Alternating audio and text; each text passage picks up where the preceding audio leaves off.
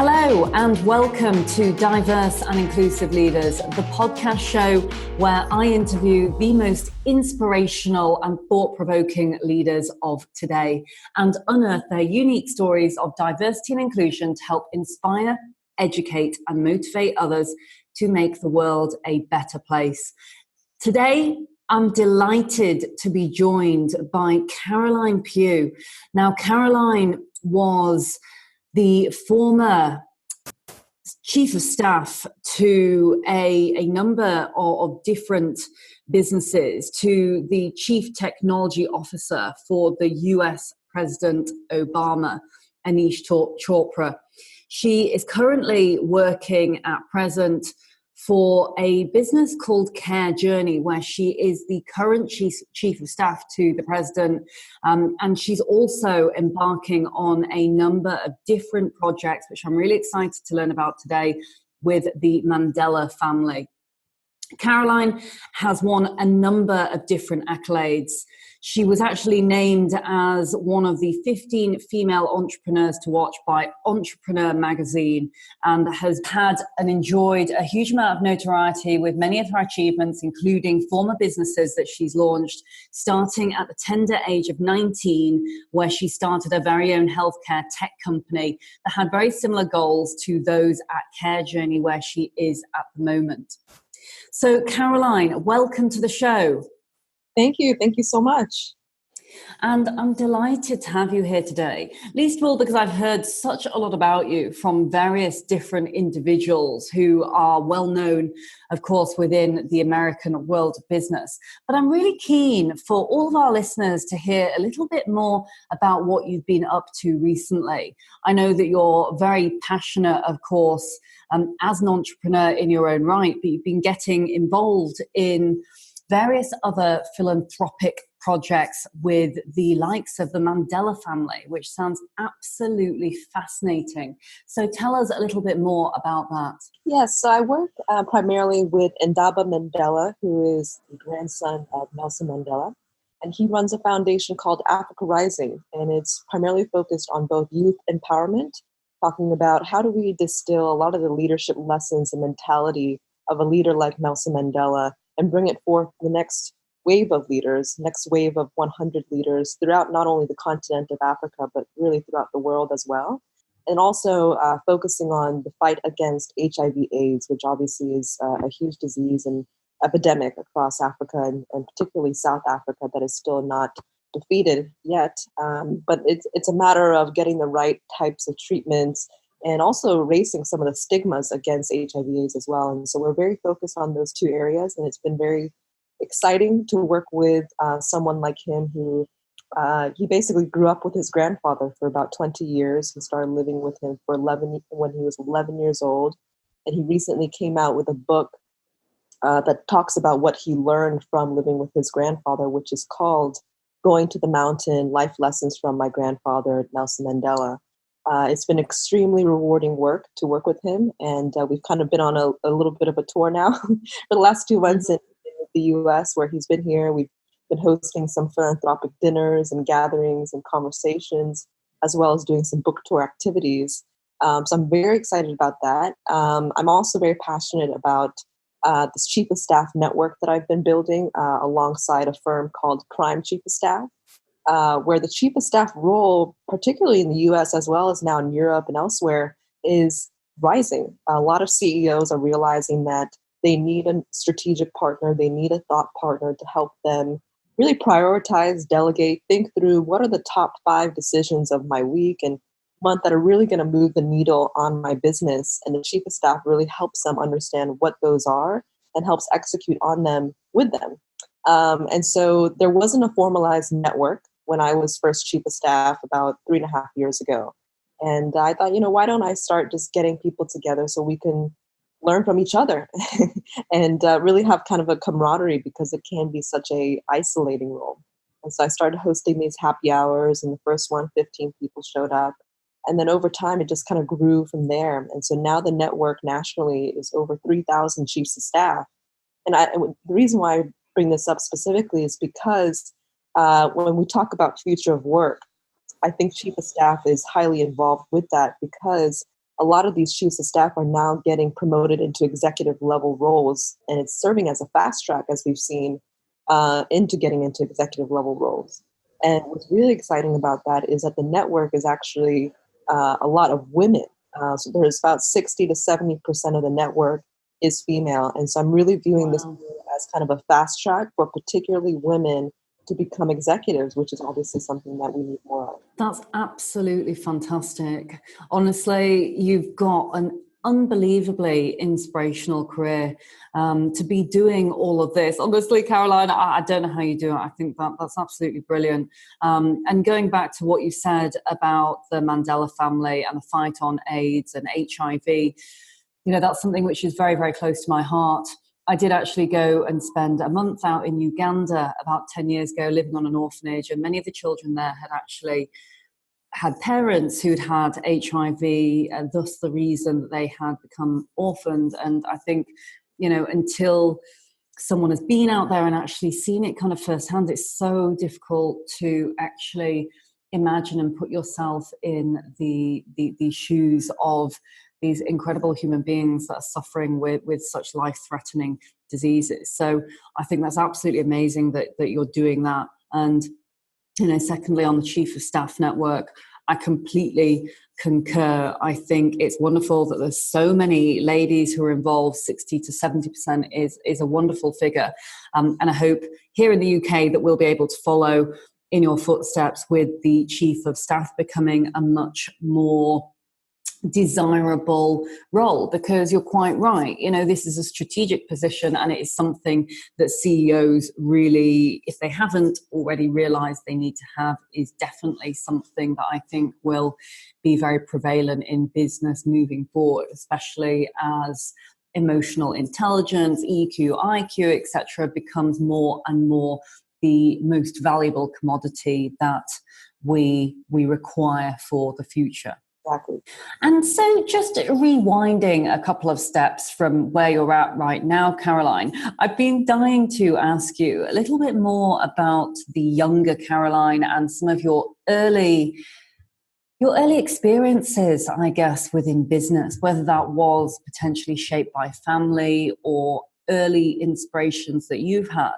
Because I think, to start a business at 19 years old, and a tech company as well, with such incredible kind of ethos and values, is just absolutely amazing. I hear very few individuals at this tender age doing something which really, truly is such a mature and difficult challenge to embark on. So talk to me a little bit about the young Caroline and growing up, some of your early influences that perhaps shaped the woman that you are today. I think, so I grew up in rural Virginia, where there wasn't a lot of access to many things, both culturally, creatively, and from a technology standpoint.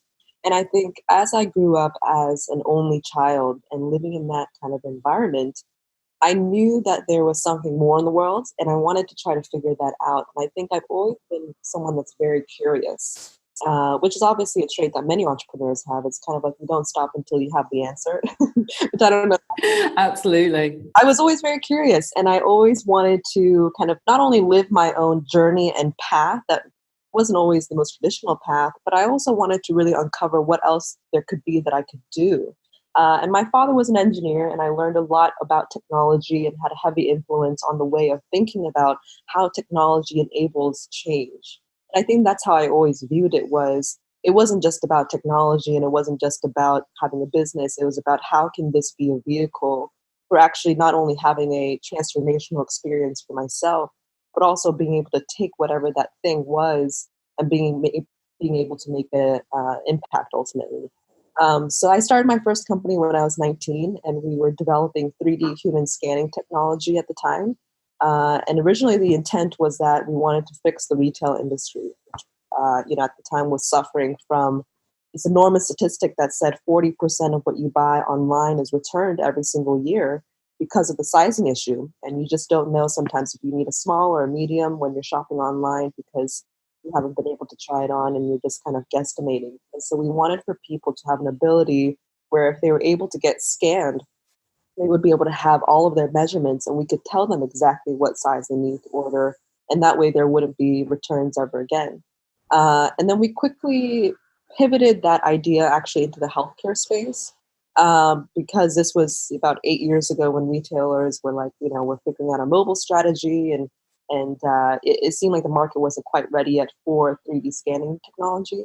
But we worked very closely in the healthcare industry to be able to say how your body is changing over time, both from a physical therapy standpoint as well as from a weight loss and fitness standpoint of saying, the scale only tells you so much about what your body's actually doing, because you could be working out a lot and gaining muscle, and so your weight may not actually be going down, and it may actually be going up because you're gaining muscle. And so we wanted for people to have an accurate view and picture as to how their body was actually changing as a way of both encouragement and accuracy. So anyways, I had 15 employees, and we raised $2 million, and it was a once in a lifetime experience. And I'm so glad and happy that I learned about growing a business at such an early age, and that kind of spearheaded everything else in the last 7 years or so of tech, about building things, about working with teams, and ultimately trying to figure out how to best make change.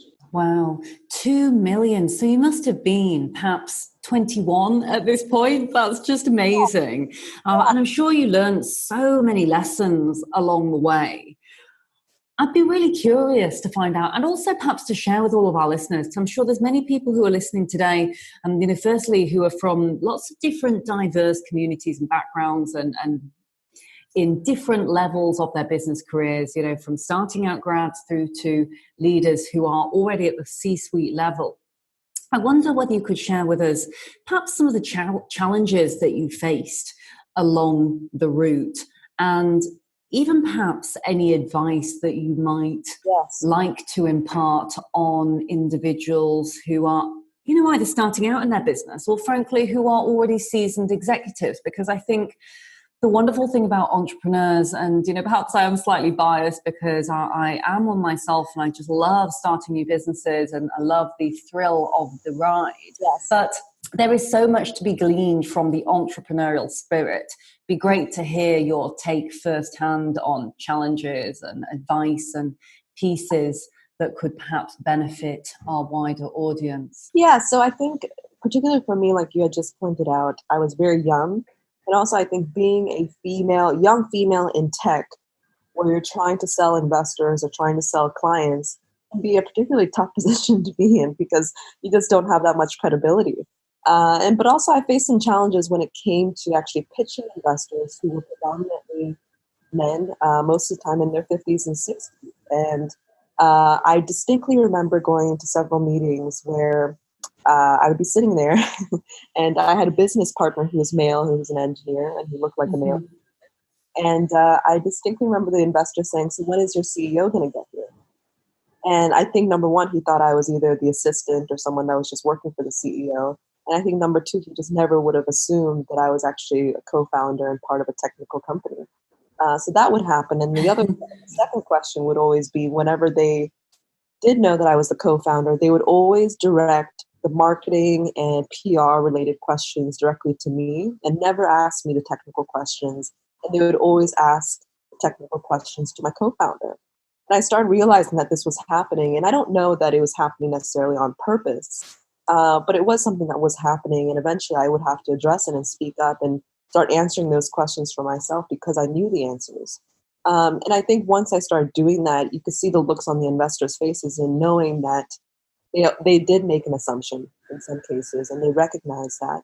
And I think that is what it takes in order to change the status quo, because if there is a stigma, if there is assumptions around what women do not know and know about technology and what we know and the experience that we have in building businesses, we have to be able to speak out on ourselves and be able to say, this is what I know and this is how we're going to execute in order to start changing that viewpoint. So that was a challenge in the very beginning. I bet that was quite enjoyable at times, or perhaps even frustrating when it started to happen an awful lot. But I would love to be a fly on the wall with the young Caroline watching these kind of middle-aged guys come in, watching pictures and things like that, and then have you piping up and saying things and seeing the shocked looks on their faces. How did that make you feel? Well, it was empowering. Once you kind of get over that hump and you say, I'm here in this room for a reason, and I'm building this company for a reason. And I think that was actually a huge growing period for me as a leader, and being able to recognize that I have my own voice. And I think every person needs to go through that type of transformation, because I think part of the reason why people are so scared as to starting their own businesses, because everybody has a great idea and everybody has ideas along the course of their lifetime, obviously. And I think a lot of people, they give an excuse that says, well, I don't know if I have the right tools and trade, and I don't know if my idea is actually even that good enough. But when you look at entrepreneurs who have actually even started companies and then went on to be successful, as you know, that assumption and that thinking that they cannot do it, that they do not have a good idea, is actually never really existent, because they're so curious and they're so driven by just seeing if it's possible or not, and that if they can do it, that they can go ahead and do it. And I think that is the difference. And I think for every person out there who is thinking about starting their own company and business, even if it's a small business like a store or a restaurant, if you feel like you have a unique perspective and you have something to offer to the market that serves as value, maybe in a different way or in a way that doesn't exist today, then you already have validation, and you need to go out and start executing and building a strong group of advisors and supporters and team around you, where you start sharing your ideas and thoughts. And I think people start to become very pleasantly surprised with who is willing to help initially than not. And you're really not traveling this road alone in many cases as soon as you get started and you start sharing your idea, because people are so excited to know that someone that they know is embarking on a new journey, and they want to see how they can help. That's fantastic advice. That's really fantastic advice. Just going back to something that you mentioned slightly earlier on about getting your voice heard and out there. And clearly you've battled through the stereotypes and found your voice and realized how valuable what it is that you are saying is to the wider world and business community. But I asked this question because I was actually presenting at a Women in Sustainability conference last night, and a lot of the questions were around women worrying about not being able to get their voices heard, or that, not exclusively, but often their male counterparts were much louder, much more brash, more willing to speak up in meetings, and them trying to get their voices heard was really difficult, and they struggled to have the confidence to be able to do that. I wonder, for those women and men perhaps who are out there who have struggled to have their voice heard, what advice might you give to them? You just have to start. I think the only way that you can get your voice heard is that you actually have a stance and opinion about something. And whether that's with your business and saying my solution and my product and service is going to be something of value and this is why I'm pursuing it, or it's saying that I have a viewpoint specifically on what's happening in society, culture, whatever it is, and starting to put out what your own personal viewpoint on it is. And I think a lot of people in society, because generally we are quick to judge and we're quick to say, no, that's not the right answer, it should be like this, or that's not going to work. But a lot of people are afraid to put out what it is that they view the solution to be. And I think once you start doing that, then people start attaching you and also recognizing that you actually have an articulated viewpoint about a subject matter, which is, I think, the first major step in anything. So being able to put out what it is that you really think and what you think the solution is, and being able to articulate it in a sound way that makes sense, and going from there. Fantastic. Thanks so much for that, Caroline. And moving on to a couple of other questions, because really keen to touch back on some of this wonderful work that you're doing, which of course is very relevant to the show title, Diverse and Inclusive Leaders. I wonder, clearly diversity and inclusion is featured throughout all aspects of your life, but to you, what does diversity and inclusion mean? And can you tell me a little bit more about some of the wonderful, colourful work that you are doing with the Mandela family that really helps hammer that point home about inclusive behaviors and why diversity is really so important to humankind? I think there's two things about diversity and inclusion that I've viewed and noticed are very important to this movement of having more female leaders and leaders of different backgrounds involved today in companies and organizations. One is women need to be more supportive of other women. And I think we live in a world now where generally this is becoming more so the case. But at the end of the day, we need more networks of women and also vehicles for which other women can support one another. And it's been such a breath of fresh air to see venture capital firms that are supporting and funding just female founders or businesses that have majority female founders, and networks and different vehicles in which to support one another. But I think really instilling this culture of saying we're so much better off helping each other and connecting each other versus competing against each other. And that's one thing. And then the second thing is, it's interesting when companies start looking at saying, okay, we're going to make our company more diverse and inclusive. And the way that they do that is just by hiring more women or more people of color or people of different backgrounds. And after they do that, they feel like they've checked off the box. But I think there's a difference between just filling the number and saying, okay, now our workforce is 20% or 30% female and inclusive and all these things, versus saying these people that we are now putting in our company and our organization are not just entry-level positions, but they're really people of power. Because what tends to happen is when you put people, especially women, in positions of power, they lift up other people like them, and specifically other women, into that position of power. So it starts leading into this trajectory of forward movement and kind of now a succession of more of the same kind of inclusion and diversity. And so there's far more impact to be made where you have people of diverse background, race, and sex in leadership positions versus other types of positions in the company. So I think those are two very important things that need to continue to happen.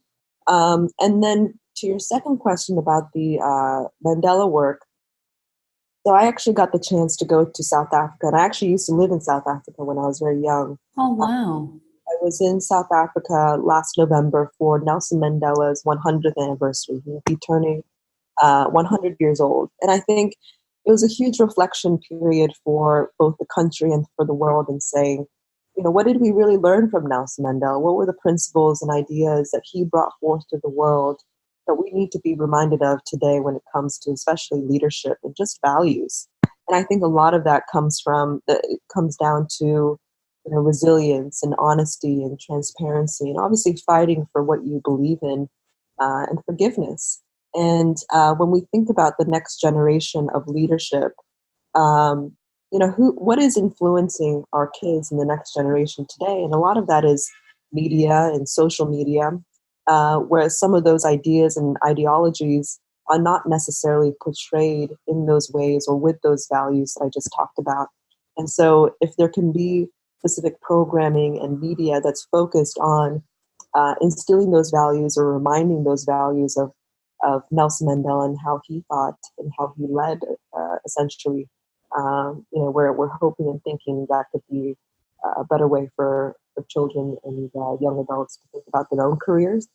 And then also specifically on the HIV/AIDS side of things, as you know, that there is a treatment for people who have HIV. And what is generally the case is that there are testing kits, and you can actually buy testing kits at your local pharmacy here in the United States, and I'm sure in Europe as well, for about $25.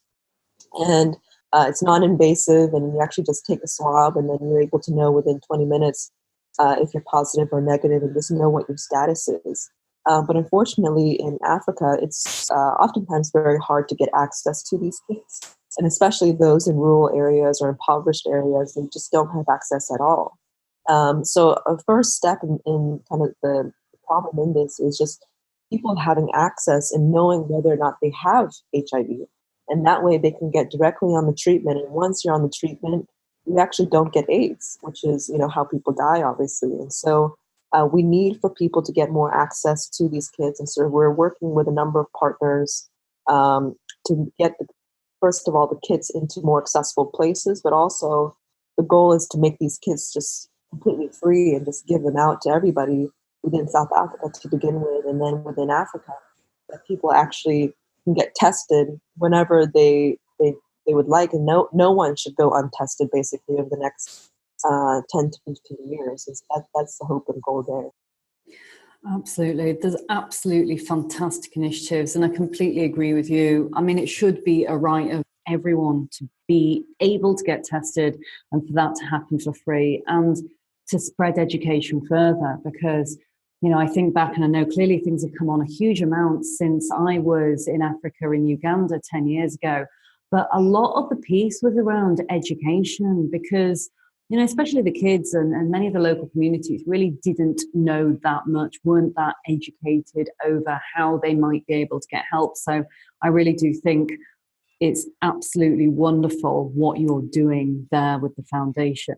And for anyone who's listening who has perhaps been affected by any of our stories in today's conversation, how might they be able to help or reach out to you and the many businesses that you're involved in, Caroline? Because I'm sure there's lots of people listening who perhaps they do voluntary work or they're doing fundraisers and things like that that would be keen to get involved. Yes. So everybody can find me on social media. So I am Caroline Pugh on Instagram. And actually, I meet a lot of people through Instagram, which has been great. Which has been great to both identify people to potentially work with, and also just talk with people and connect with people and exchange ideas. But people are also welcome to directly reach out to me on email. My email is caroline@mandela.co, and happy to talk anytime. Fantastic. And are you looking for further sources of funding at the moment? How is the kind of the scale of the operation?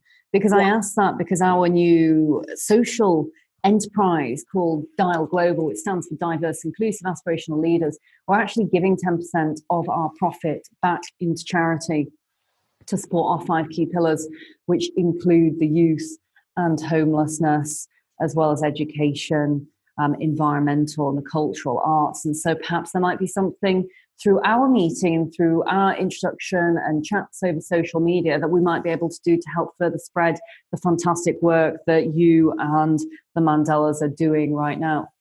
Yes, no, I would really appreciate that. You know, we can't do this alone, and this is definitely going to be a movement, and we're very passionate about eradicating AIDS in this generation, and we can't do it. So I'd love to, anybody who'd like to support, and I'd obviously love to talk to you more about that as well. Wonderful. So just before I summarize some of the key learning points from today's session, which has been hugely, hugely motivating and inspiring for me, and I'm sure everyone else listening as well, I'm just going to ask a couple of quick last questions. I'll call it a lightning round. I'm going to give you 30 seconds to answer each, if that's okay with you, Caroline. Yes. But clearly Mandela's been a huge, huge inspiration to you. Other than him, who have been kind of the most inspiring people throughout your life? Well, I think number one is my parents. My parents are the most authentic, hardworking, and generous people that I've ever met in my life, and they're just really honest people. And I really admire people who have lived a life of honesty and authenticity. So I would say number one would be my parents.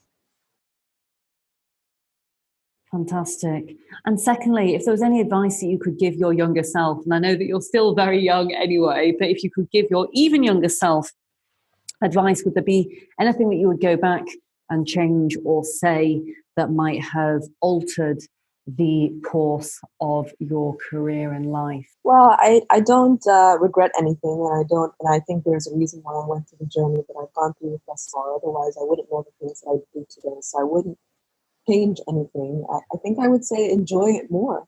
I think I look back and I say, wow, there are things that I was worrying about when I was 21 that are so menial compared to the today. And I'm sure I'll say that to myself again in the next 10 years. And so, enjoy it. Enjoy the ride. Enjoy what you're learning. Enjoy the things that you're learning and getting out of it.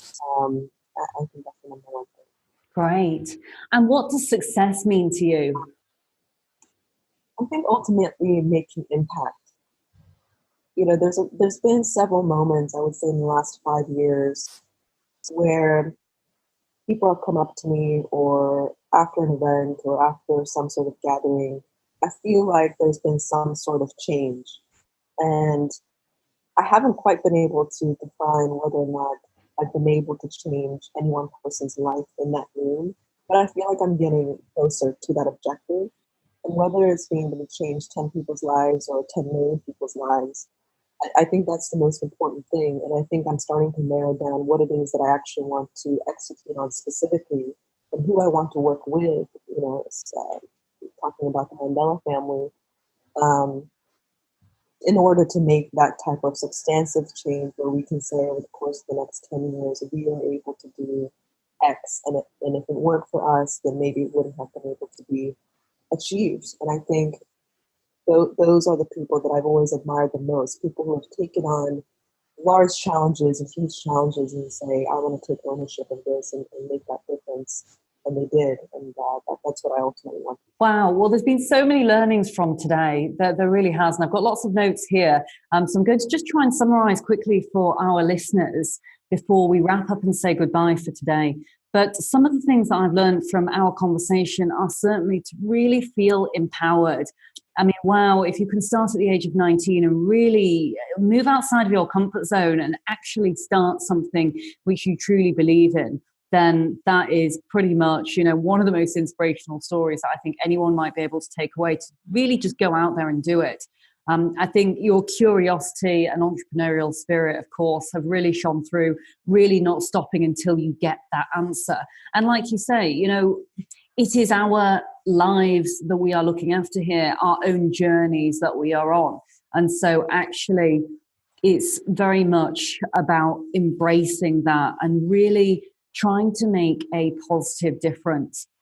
I know I raised the point as well about some of the ladies from last night who struggled to have their voices heard. And I know that you also say there is perhaps formerly been some stigmas and assumptions made about women and what they do or don't know about technology. And so for everyone out there listening, please do feel the confidence to speak out, because if you don't speak out, it's going to be very difficult for us to get viewpoints changed in a positive way. And so really do try and shift the mindset, have that confidence, and reach out to others, because you'll be pleasantly surprised, as Caroline says, by who is really willing to step in and come and help. It's really nice to watch other people embark on something new. And I'm sure that together we can be more collaborative, because certainly that is the way that business is starting to go. We don't need to feel that we are competing against everyone, but certainly collaborating together. Together means we are ultimately going to be stronger. And so thank you so much, Caroline, for sharing all of these wonderful pearls of wisdom with us. You've been absolutely fabulous on the show today. And I know it's super early where you're at in America as well. It's nearly 2:00 here in the UK, so I'm much luckier than you are. So I'm going to let you go and have a cup of coffee, because you deserve it. Thank you so much. Thank you for having me, and thank you for doing what you do. Oh, you're so welcome, Caroline. And I would love to chat to you off air, perhaps at another time, just about how we might be able to collaborate and help you with everything that you're doing right now. So if anyone would like to reach out to Caroline, please do feel free. You can reach her at caroline@mandela.co. You can also reach out to her on Instagram, or you can reach out to her via LinkedIn. What I'm going to do at the end of today's show is put together a whole host of show notes with the learnings from our session, along with all Caroline's details and website addresses and what have you. So you can find her there if you didn't manage to catch any of the information that we've just spoken about. So all that is left for me to say is to thank you very much for listening. You can subscribe to the show via Apple or Spotify or your favorite podcast app. You can also go onto YouTube and stream and watch the audio version of today's podcast. My name is Leila Mackenzie, and you've been listening to Diverse and Inclusive Leaders, the podcast show, with you every week. Thanks so much for tuning in, and I'll look forward to seeing you again next time. Bye for now. Thank you so much for watching the Diverse and Inclusive Leaders podcast. Please do feel free to hit the like button below, or if you'd like to receive future notifications, do ping the notification bell here at the side. If you're interested in the audio version only, you can find it on the following streaming platforms. Any extra info and descriptions will be in the links below. Look forward to seeing you soon.